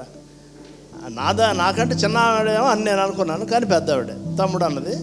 సరే అయిపోయింది. అప్పటి నుంచి భోజనాలు ఆ ఏర్పాట్లన్నీ సాగుతూ ఉండేవి. అప్పుడు ఒక మంచి ఎంజాయ్ చేశారు వాళ్ళు 40 ఏళ్ళ వరకు. ఆ ఎంజాయ్మెంట్ కాస్త ఇక్కడికి వచ్చారండి. ఇక్కడికి వచ్చిన తర్వాత మా ఫ్యామిలీ ఆ ఫ్యామిలీని చూసి వాళ్ళ మైండ్లు డైవర్ట్ అయిపోయినాయి. ఇది కాదురా లైఫ్, ఇది అనే విధానంలోకి వాళ్ళు మైండ్లు చేంజ్ అవుతున్నాయి అనమాట. అంటే దేవుడు అందుకే తీసుకొచ్చాడేమో క్వార్టర్స్కి అనుకుంటున్నాను నేను కూడా. ఇప్పుడు అక్కడ వాళ్ళ పాప చర్చికి వెళ్ళటం రావటం జరుగుతూ ఉండేది. ఎలాగో తెలుసా, ఆ రోజుల్లో పౌలు గారి దగ్గర అలాగా సంఘాలు చిన్నవి ఉండి దొంగతనంగా వెళ్ళేవాళ్ళు బైబిల్ పట్టుకొని. అసలు ఎవరు చూస్తారో చూడరా అన్నట్టు ముసుగులు వేసుకొని బైబిల్ కూడా ఎక్కడో జాగ్రత్త దాచుకొని అలా వెళ్ళేవాళ్ళు దొంగతనంగా ఆ రోజుల్లో. అలాగే వీళ్ళు వెళ్తున్నారు. ఇదేంటి బుజ్జి ఏంటి అలా ఎందుకు వెళ్తున్నారు ఏంటంటే, అంకులు మా డాడీ ఊరుకోరు అలాగా అనేవాళ్ళు. అలాంటిది మమ్మల్ని చూసి స్లోగా ఆయన వీళ్ళని అలాగా దారిలోకి పంపించాడు అనమాట, వదిలేశాడు. హిందుత్వంలోకి మనం అక్కర్లేదు లేకనా, వీళ్ళ ఫ్యామిలీలు ఇంత ఇదిగా ఉన్నాయంటే మా ఫ్యామిలీలు నేను ఇంతవరకు అనుభవించిన విధానం వేరు. ఇప్పుడు వాళ్ళ తీరు మారుతుంది కాబట్టి వాళ్ళ పాటికి వాళ్ళని వెళ్ళలేండి అనే టైప్లో ఆయన చూసి చూడనట్టు వెళ్ళిపోయాడు. కానీ ఆయన ఇంకా మారలా. అయితే నేను జింకులో ఒకసారి ఈ క్రిస్మస్ టైంలో ప్రోగ్రాం పెట్టామండి. ప్రోగ్రాం పెడితే కరుణాకర్ గారు నేను కూడా వచ్చేదా అన్నారు. 2 సార్ దానికేముంది, మాకేం దేవుడు కాదు, మీకు దేవుడు మాకు దేవుడు, అందరికీ దేవుడు ఆయన, రండి అన్నాం. రండి అంటే అక్కడికి వచ్చి ఆ విధానం ఆ వాతావరణం అదంతా, ఇప్పుడు హిందువుల విధానం వేరుగా ఉంటాయి, మన విధానాలు కొంచెం వేరుగా ఉంటాయి. డిసిప్లిన్ తోటి కూడి ఎవరు మాట్లాడితే వాళ్ళు మాట్లాడాలి అనే టైప్లో మన అంతా ఒక డిసిప్లిన్గా ఉంటాయి. అవన్నీ చూసి ఆయనకు చాలా ఆనందంగా పరవశించిపోయాడు అనమాట. అసలు మనుషులంటే వీళ్ళరా అన్నట్టుగా ఆయన మైండ్లో ఫిక్స్ అయిపోయాడు. ఫిక్స్ అయిపోయి నేను చర్చికి వెళ్తుంటే నా వెనకడితో వచ్చేవాడు ఆయన. ప్రతి శుక్రవారం రాత్రి ఇలాగా నాకు కుదరట్లేదండి, ఆదివారం కూడా వద్దును అనే టైప్లో వస్తూ ఉంటాడు. మా ఊరు కూడా వచ్చాడు అనమాట. అంటే నా మీద అంత డీప్గా ఫ్రెండ్లీగా మూమెంట్ అయిపోయాడు. సార్ మీ ఊరు రావాలి, మీ ఊర్లో మీ అందరిని చూడాలి అని చెప్పేసి మా ఊరు తీసుకెళ్ళాను. మా బావగారు అక్క చెల్లి అందరిని పరిచయాలు చేసి మా ఫ్యామిలీలతోటి కూడా పరిచయాలు అయినాయి ఆయనకి. అయితే అలాగ 2003 నుంచి 6 దాకా ఏమో అలా సాగుతూ వచ్చారండి. అయితే సుశీలమ్మ గారు అప్పుడు కానీ ఇప్పుడు కానీ ఒకటే ఆవిడ ఉండేవాళ్ళు, సహనం సమాధానం, ఆ 2 ఆయుధాలుగా ఆవిడ జీవించేవాళ్ళు. ఎక్కువ కోపం వచ్చినా అరవదు, డబ్బులు లేవు అని బాధపడదు, ఉన్నట్టుగానే చాలా హ్యాపీగా ఉంటుంది ఉండదానిలో, అలాగ ఉండిద్ది అనమాట ఆవిడ. అయితే ఆయనకి తర్వాత ఆరోగ్యం కొంచెం ఏంటో బాగలేదు, నాకు తెలియదు. ఒకసారి హాస్పిటల్కి వెళ్ళాడు, 2005 అనుకుంటాను. హాస్పిటల్కి వెళ్ళాడు. తర్వాత వెళ్ళొచ్చిన తర్వాత నాకు చెప్పారు అనమాట. వెళ్ళొచ్చిన తర్వాత నాకు చెప్తే ఇది అంటే అదేంటి అని నేను మరుసటి రోజు వెళ్ళాను. వెళితే ఇంకా స్కానింగ్లు అవి తీసి నెమోనియా అని ఏదో అన్నారు. సరే ఆయన నాకు తెలియకుండా ఒకరోజు ఉదయం మళ్ళీ హాస్పిటల్కి వెళ్ళారు. మళ్ళీ హాస్పిటల్కి వెళ్తే ఇక నా అక్కడి నుంచి జాయిన్ అయిపోయాడు హాస్పిటల్లో. ఇదేంటని నేను ఆ సాయంత్రం వెళ్ళాను డ్యూటీ నుంచి వచ్చి. నేను అక్కడి నుంచి అలాగా చనిపోవడం జరిగిందండి. అయితే అప్పుడు వాళ్ళ ఫ్యామిలీ పరిస్థితులు అప్పటిదాకా నాకు పర్సనల్ ఏం తెలియదండి. వాళ్ళకి ఏదైనా డబ్బులు మిగిలినాయా, డబ్బులు మిగలలేదా, పిల్లలకి ఏమన్నా ఇచ్చుకోవాలా, అసలు ఏం తెలియదు నాకు. అంత పరిచయాలుగా డీప్గా వెళ్ళలేదు, నేను వెళ్ళలేదు, వాళ్ళు చెప్పలేదు అనమాట. అక్కడి నుంచి చాలా అప్పులు ఉన్నాయి, రావాల్సినవి అలాగా వాళ్ళ ఫ్యామిలీకి. ఎందుకంటే అల్లుళ్ళు ఉన్నారు కాబట్టి మనకేం అవసరం వాళ్ళ ఫ్యామిలీ విషయాల్లోకి వెళ్ళటానికి. అయితే అల్లుళ్ళు కూడా ఏం తెలియదు అనే ఉద్దేశం మీద, తమ్ముడు ఇవన్నీ నువ్వే చేయాలి తమ్ముడు, ఏదైనా అది ఇదని ఆవిడ నాతో చెప్పుకొచ్చారు. అవన్నీ సరే ఏదో సబ్మిట్ చేయటాలు, వాళ్ళకి రావాల్సిన విషయాలు, అవి ఎంత డబ్బులు వచ్చినాయి ఏంటి అనేది మా ఇంట్లో ఉంచమనేది ఆవిడ. ఎన్ని లక్షలు వచ్చినా సరే మా ఇంట్లోనే ఉండేవి, ఆవిడకి లెక్క తెలియదు అసలు. అన్నేందుకు ఒక మనిషి, మగ మనిషి వస్తే మాట్లాడటం భయం ఆవిడకి. తలుపు సాటు నుండేసి ఎవరు వచ్చారని మాట్లాడుతుంది తప్పితే ఎదురుకు వచ్చి మాట్లాడలేదు ఆవిడ. అంత భయం అనమాట. భయమో గౌరవమో నాకు తెలియదు, మొత్తం మీద అసలు అలా ఎదురుగా మాట్లాడదు అనమాట. అలాంటి మనిషి ఎప్పుడైతే ఈయన చనిపోవడం జరిగిందో, ఈ అన్ని కార్యక్రమాలు జరిగినాయో, అప్పుడు ఆవిడని దేవుడు ఆవరించాడండి. దేవుడు ఆవరించి ఆవిడకి ఒక జ్ఞానం కలుగజేసి, తర్వాత బుజ్జికి పెళ్ళి అవటం అనేది, ఆ పెళ్లి విషయాల్లో కూడా నేను ఉన్నాను. అవన్నీ అయిపోయిన తర్వాత ఈయన పాస్టర్ గారు వాళ్ళ కుటుంబానికి అల్లుడు అవటం అనేది, ఆ తర్వాత ఆవిడలో చాలా మార్పు వచ్చింది. మగ మనిషితోటి మాట్లాడలేని మనిషి ఈరోజు వాక్యం చెప్పే స్థితికి వచ్చిందనమాట. వాక్యం చెప్పటం కావచ్చు, పాటలు పాడటం కావచ్చు, డ్యాన్స్ వేయటం కావచ్చు. అసలు దేవుడు ఎంత ఎక్కువగా వాడుకున్నాడంటే ఆవిడ్ని, దేవుడు ఆ నడిపింపులకి కరెక్ట్గా మంచి అల్లుడు వచ్చే విధంగా వాళ్ళ ఫ్యామిలీకి. నేను చేసింది ఒకటైతే అక్కడి నుంచి స్టెప్ మారిపోయింది ఆయనకి, ఆవిడకి. ఆ అల్లుడు అనేది రావటం, వాళ్ళ కుటుంబం, అక్క చెల్లెళ్ళు అందరూ కూడా అందులోకి నడిపించే విధానం, ఆవిడ కుటుంబంలో మనవాళ్ళు కానీ అందరూ అందులోకి వచ్చే విధంగా ఆవిడ నడిపించుకుంది అందరినీ. ఎందుకంటే ఇదిరా మన దేవుడు, ఇది అది కాదు అని అక్కడ వదిలేసి ఈ దేవుడిలోకి రావాలి మనం అందరమే అని ఆవిడ సేవ చేసుకుంటూ చాలా కార్యక్రమాలు వాళ్ళ తల్లిదండ్రులను కూడా తీసుకొచ్చేసింది. వాళ్ళ అన్నల్ని అందరినీ ఇందులో తీసుకొచ్చి చాలా కార్యక్రమాలు చేసుకొని ఇలాగా ఈ స్థితికి వచ్చేసింది. కుటుంబాన్ని బాగా నిలబెట్టుకున్నది. పిల్లలందరూ అభివృద్ధి పాలయ్యారు. నెక్స్ట్ పిల్లలు కూడా 20-30 ఏళ్ళు. నేను ఆ పిల్లల్ని ఎత్తుకున్నాను, ఆ హనీ కానీ బన్నీ కానీ అందరిని ఎత్తుకున్నాను నేను. వాళ్ళు ఈరోజు ఇంత ఎత్తు అయిపోయారు అనమాట అందరూ కూడా. అలా ఉన్న కుటుంబం ఈరోజు ఫుల్గా దేవుళ్ళో మ్యాక్సిమం 99% వాళ్ళ కుటుంబాన్ని అంతా నడిపించుకుందండి. మనకి మెయిన్గా మనవాళ్ళు మనవరాళ్ళు అందరూ కూడా దేవుళ్ళలోకి రావటం చాలా గొప్ప విషయం అసలు. ఎందుకంటే ఏ ఒక్కళ్ళు తప్పిపోయినా కూడా మనకు అది మైనస్గానే పెద్దవాళ్ళకి అనిపిస్తూనే ఉంటుంది. మన మనవడు కావచ్చు, మన మనవరాలు కావచ్చు, సైడ్ వెళ్ళిపోతే అది మైనస్, మనకు మైనస్ అది. అలా కాకుండా ఆవిడ అందరిని కూడా నడిపించుకొని ఇవన్నీ చూసి ఆవిడ కరెక్ట్గా 3-20-60 లాగా 18న పుట్టింది. 18వ నెల తారీఖు లెక్క ఆవిడది. 28వ తారీఖు చనిపోయింది. 8వ నెల అన్నీ 2 కూడా 8వ నెల, పుట్టుక కానీ చావు కానీ. మంచి అన్నీ కూడా మంచిగా జరిగినాయి. ఆవిడ పిల్లల్ని బాగానే నడిపించుకుంది. ఇంకా ఆవిడకి కావాల్సింది ఏమీ లేదు. భూమి మీద ఎవరైనా దేవుళ్ళలోకి ఒక ప్లేస్కి నేను సపోజ్ నేను చూశాను కాబట్టి వాళ్ళని, పాస్టర్ గారికి ఎప్పుడైతే వాళ్ళు అల్లుడుగా అయ్యాడో నా బరువు దిగిపోయింది అనుకున్నాను ఆ రోజు. ఎందుకంటే అలాగే ఈవిడ కూడా చనిపోయే టయానికి పిల్లలు, మనవాళ్ళు, మనవరాళ్ళు అందరూ దేవుడి దగ్గరికి వెళ్ళారు కాబట్టి ఇంకా నా బరువు దిగిపోయిందని ఆవిడ కూడా సంతోషించి ఉంటుంది. ఈ మాటలన్నీ దేవుడు దీవించును గాక. నన్ను కూడా అలాగే నడిపించుకోమని దేవుడిని అడుగుతున్నాను. Amen. Thank you uncle. Karunakar uncle గారు మరి బ్యూలా వాళ్ళ నాన్నగారు చనిపోయిన తర్వాత కంప్లీట్గా ఫ్యామిలీ యొక్క బాధ్యత చాలా చాలా చాలా క్లోజ్ ఫ్యామిలీ ఫ్రెండ్ చుట్టాలు అందరూ వదిలేశారు, రిలేషన్స్ అందరూ డ్రాప్ అయిపోయారు. కారణం ఏంటంటే యాక్చువల్గా వారు అంతలా అప్పులు అయిపోవడానికి గల కారణం చాలా చాలా బిజినెసెస్ అంతా చెయ్యాలి అనే ఒక ఆశ అంకుల్ గారికి ఉండేదంట. బ్యూలా చెప్తుంటుంది, బిజినెసెస్లో అన్నిట్లో పెట్టేసి ఒకేసారి ఆ బిజినెసెస్ కూడా పెట్టినటువంటి వాళ్ళు సరిగ్గా హ్యాండిల్ చేయకపోవడం, మోసం చేయడం ఇలాంటివన్నీ జరగడం ద్వారా చాలా బిజినెసెస్లో లాస్ అయిపోయారు. ఆ లాస్ అలాగలాగా ఆయన అనుకోరు కదా, ఎవరు అనుకోరు కదా చచ్చిపోతామని. అందుకే ఎప్పుడు అంటాను, ఈఎంఐలు అని అదని ఇదని నేను బతికేస్తాను చాలా కాలం అని అనుకొని ఏదేదో చేసుకొని వెళ్ళిపోవద్దండి. ఎప్పుడు ఏ టైంలో ఏమవుతుందో మనకు తెలియదు. మనం అందరం ఉన్నాం, నీ మీద భుజాల మీదకి పెట్టించుకోకూడదు. సడన్గా ఏదైనా జరిగితే అప్పుడు ఫ్యామిలీ ఎలాగా ఫేస్ చేస్తుంది.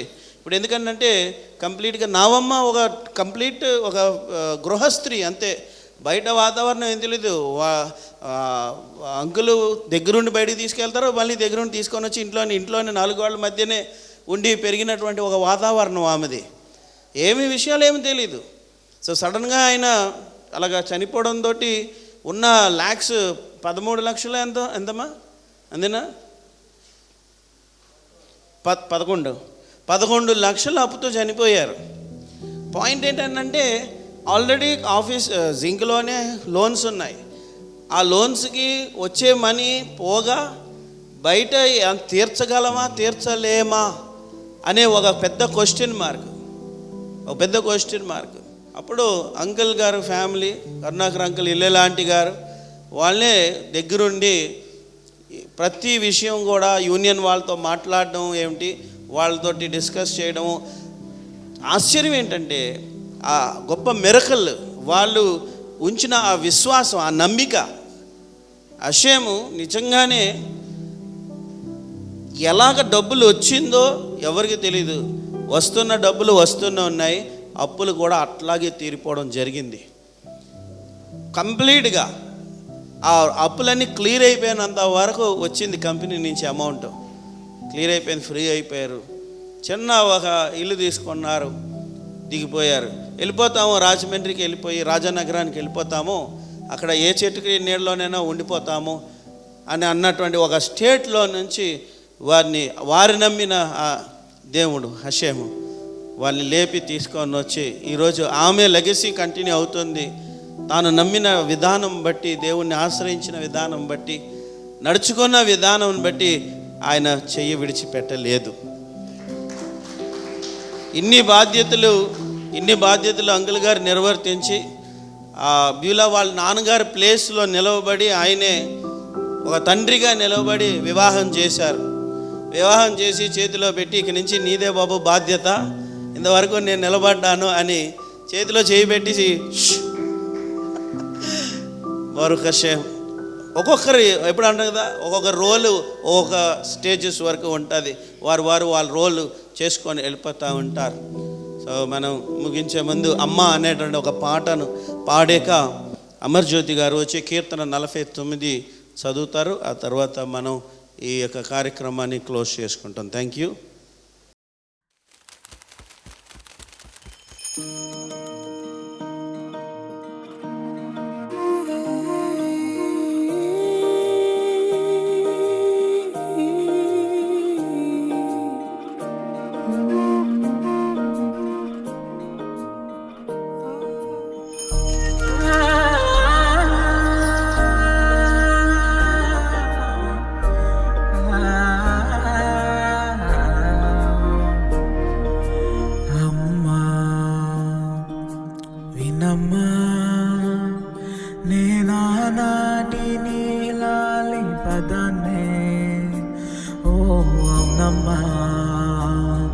నేనేనమ్మా నువ్వు ఏనాడో కనిపించిన స్వరాన్ని, మౌనమై నాలో నిద్రలోనే నా గానమై నానే వెలుగున్నా.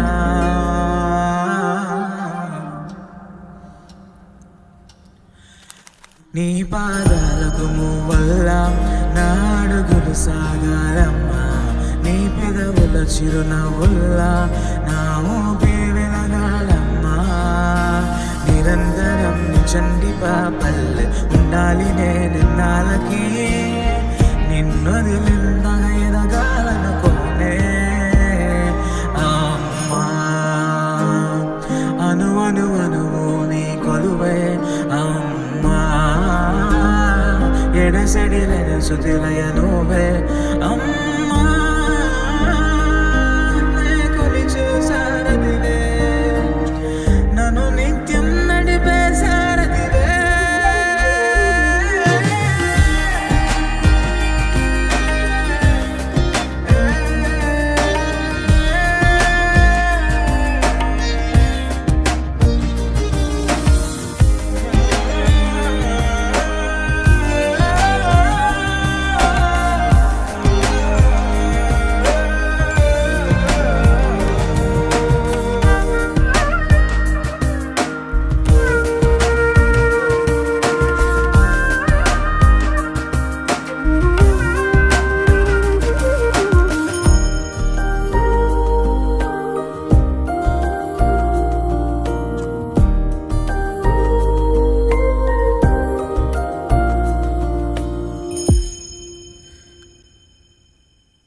బెదిరిపోవాలంటే నువ్వు కనిపించాలి, నిద్రవాలంటే కథలు వినిపించాలి, ఆకలైందంటే నవ్వి తినిపించాలి, ప్రతి మెతుకు నా బ్రతుకనిపించేలా.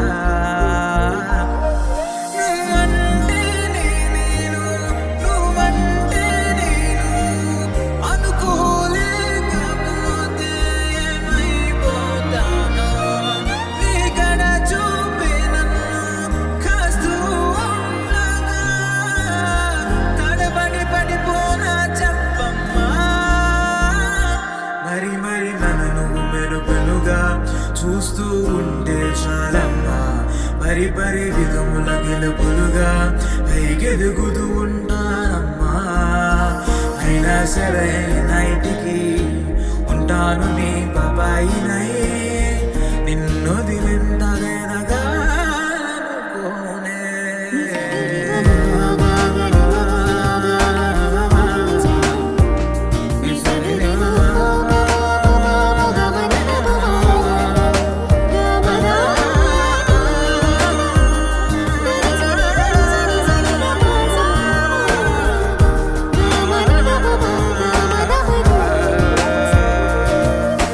నిరంతరం నిజంటి పాపల్లే ఉండాలి నేనెన్నాళ్ళకి, నిరంతరం నిజంటి పాపల్లే ఉండాలి నేనెన్నాళ్ళకి, నిరంతరం నిజంటి పాపల్లే ఉండాలి నేనెన్నాళ్ళకి, నిన్ను దిలింత ఎదగాలనుకోనే అమ్మా. అనువనువు నీ కొలువే అమ్మా, ఎడసెడిలో శృతిలయ నువ్వే అమ్మా. నే కొలిచే సారథివే, నన్ను నిత్యం నడిపే సారథివే.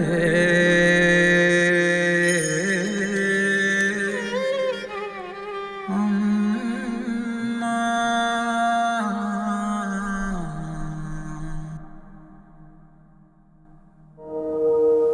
Thank you for that beautiful song JD. ఆ చిరునవ్వు, ఆ ఆనందం, ఆ సంతోషం. నేను కూడా వ్యక్తిగతంగా లైఫ్ అంటే ఇట్లాగా మనం తీసుకోవాలి. ప్రతి సిచ్యువేషన్ ఇంతకుముందు అయితే ఒక 6-7 years బ్యాక్ అయితే ప్రతి విషయం చాలా చాలా సీరియస్గా తీసుకునేవాడిని.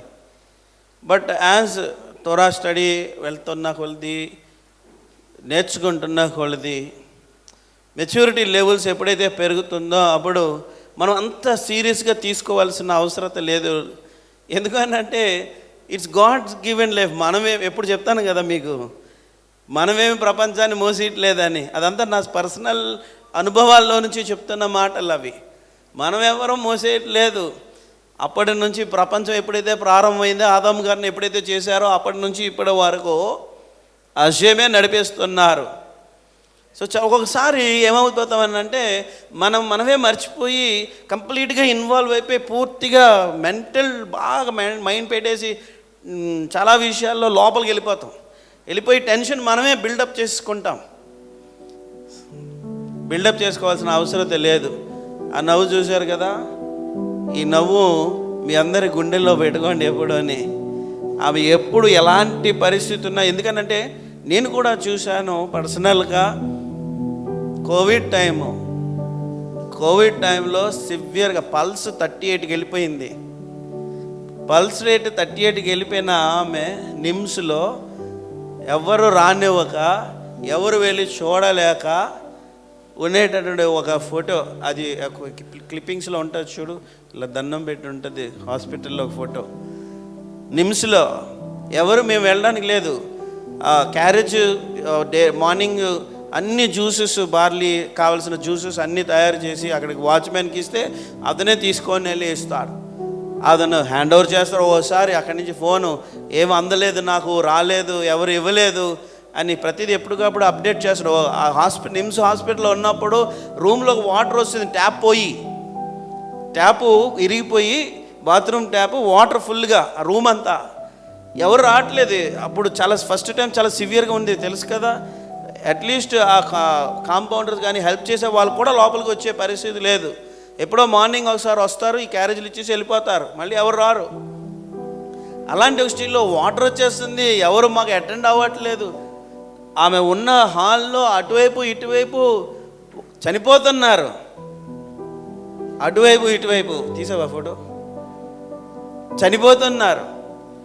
అందరినీ అలా చూస్తూ ఇలాంటి ఒక సిట్యువేషన్లో గుండె నిబ్బరత చేసుకొని ధైర్యంగా ఫేస్ చేసి అలాంటి మరణకరమైన స్థితిలో నుంచి దాటి ఆమె బయటికి వచ్చారు. అది నిజంగా హ్యాట్స్ ఆఫ్ ఆమెకి. అలాంటి సిచ్యువేషన్లో ఎవరంటే మన ధైర్యాన్ని కోల్పోతాం. అటువైపు ఇటువైపు శవాలు, అందరు చచ్చిపోతున్నారు, పేషెంట్ వాళ్ళు వస్తున్నారు. ఇంకో ఫోటో ఉంటుంది, స్ట్రైట్ ఫోటో ఇది. ఆమె హాస్పిటల్లో ఉండి నర్స్ చేత ఫోటో తీయించి, ఇలా దండం పెట్టి ఫోటో, నర్స్ చేత ఫోటో తీయించి వాట్సాప్లో పంపించారు, నేను బాగున్నాను అని. అది ఆమె ధైర్యం. నిజంగా అలాంటి ఒక సిచ్యువేషన్లో ఆమె వెళ్ళి బ్రతికి వచ్చారంటే మాకే ఆశ్చర్యం. ఇది ఇంతవరకు ఉండడం అది చాలా చాలా గొప్ప విషయం. హషేమ్ ఇచ్చారు అలా 2-3 టైమ్స్ మరణపు అంచులకు వెళ్ళి తిరిగి వచ్చారు. ఈరోజు మనం అందరం కూడా we are celebrating our well lived life. అదే అన్నాను కదా, మంచి పాయింట్కి వచ్చారు. హషేమ్ని తెలుసుకున్నారు, తన జీవితాన్ని పూర్తిగా అప్పగించుకున్నారు. ప్రమాణం చేయాలన్నా ఏదైనా చేయాలంటే ఫస్ట్ ఆమె ఉంటారు. సినగాగ్ ఫస్ట్ రెడీ అయిపోయి వచ్చేసేది ఆమె. చెన్నై నుంచి మా పెద్దకు వస్తుంటారు కదా, పెద్దకతో పాటు మనవడు వస్తాడు కదా జాషువా, అక్క చెప్తారు ఎప్పుడు కూడా ఇక్కడికి వైజాగ్ వచ్చిన ఫస్ట్ సినగాగ్కి వెళ్తే బ్లెస్సింగ్ నీకు వస్తుంది అని చెప్పి తీసుకొని వస్తూ ఉంటారు. వాడు ఎప్పుడు వచ్చి ఫస్ట్ సినగాగ్కి వెళ్ళి చూస్తే నావమ్మ ముందు కూర్చొని ఉండేవారంట. ఇంటికి వచ్చి అమ్మమ్మ నేను ఫస్ట్ వెళ్ళి బ్లెస్సింగ్ తీసుకుందామని ఎప్పుడు వెళ్ళినా ఆ అమ్మమ్మ ముందు వెళ్ళిపోతున్నారు, ఎప్పుడు వెళ్ళిపోయి కూర్చుని పోతున్నారు, అక్కడ నాకంటే ముందు వెళ్ళిపోయి కూర్చుని పోతున్నారు, నాకు ఒక్కరోజు కూడా బ్లెస్సింగ్ దొరకట్లేదు అని ఏడ్చాడంట ఒకరోజు. ఫస్ట్ అంటే ఎర్లీ మార్నింగ్. ఈరోజు మల్కేల్ అంకుల్ ఎర్లీగా వచ్చేస్తారు. అంతకుముందు ఆమె ఉన్నప్పుడైతే ఫస్ట్ ఆమె 5:15, 5 o'clock కల్లా వచ్చి కూర్చొని కీర్తన చదువుతూ ఉంటారు. Well lived life, we have to celebrate her. Hashem ఆమె యొక్క ఆత్మకు ఉన్నత స్థలాల్లో సమాధానము కలుగజేయునుగాక. నీ పరిశుద్ధుల యొక్క ఆత్మలతో ఆమె కూడా సంతోషిస్తూ ఆనందిస్తూ ఉంటుందని మేము అనుకుంటున్నాం, భావిస్తున్నాం. అందులో డౌటే లేదు. ఎందుకంటే ఆమె ఆ లాస్ట్ డే కూడా షీ నోస్ దట్ ఆమె చనిపోతారు, వెళ్ళిపోతున్నారు దేవుని సన్నిధికి అన్న సంగతి ఆమె తెలిసి తన పిల్లల్ని అందరినీ పిలిచి బ్లెస్సింగ్స్ ఇచ్చి ఆశీర్వాదాలు ఇచ్చి అన్నీ చేశారు. ఇదే ఆ రోజు రాత్రి తినిపిస్తున్నప్పుడు కూడా ఇదే లాస్ట్ నాకు తినిపిస్తున్నావు అన్న మాట కూడా వాళ్ళ పిల్లలకు చెప్పడం జరిగి ఆ రాత్రి కన్ను మూయడం జరిగింది. అందరు నిలబడితే అమర్జ్యోతి గారు వచ్చి కీర్తన 49 నావమ్మ గారి యొక్క ఆత్మశాంతి నిమిత్తము. అదిగో ఫోటో చూడండి. This the photo. నిమ్స్లో అంత అటు ఇటు అందరూ చనిపోతారు. నర్సును పిలిచి ఫోటో తీయించుకొని నంబర్కి వాట్సాప్ చేశారు, నేను బాగున్నాను అని. అందరికీ షాలో. యెషయా నామంలో సహోదరి కెతుర అవమ్మ గారి యొక్క ఆత్మక శాంతి సమాధానం కలుగునుగాక. కీర్తన 49. సర్వజనులారా ఆలకించుడి,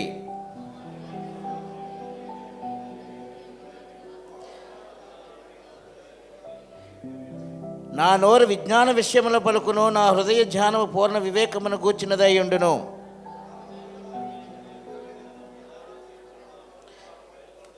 నా కొరకు పొంచివారి దోషకృత్యములు నన్ను చుట్టుకొనినప్పుడు అపత్కాలంలో నేను ఎలా భయపడవలను?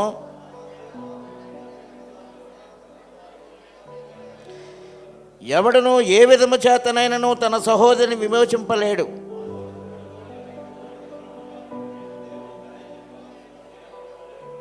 వారి ప్రాణ విమోచన ధనము బహు గొప్పది, అది అన్నిటికీ తీరక అట్లుండవలసినదే.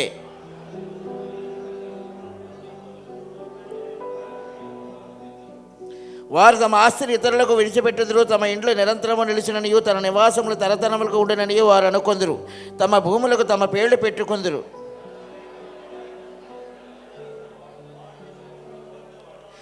స్వాతిశయ పూర్ణులకును వారి నోటి మాటను బట్టి వారిని అనుసరించే వారికి ఇదే గతి.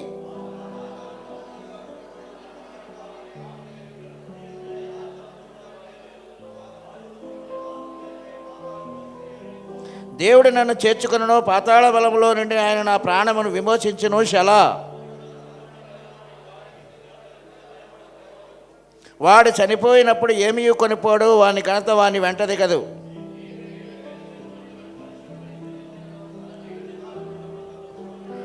అతడు తన పితరుల తరములకు పోరవలను, వారు మరి అన్నడను వెలుగు చూడరు. Thank you. థ్యాంక్ యూ అండి అమర్జ్యోతి గారు. సో ఈ యొక్క కార్యక్రమాన్ని మనం క్లోజ్ చేసుకుంటున్నాం.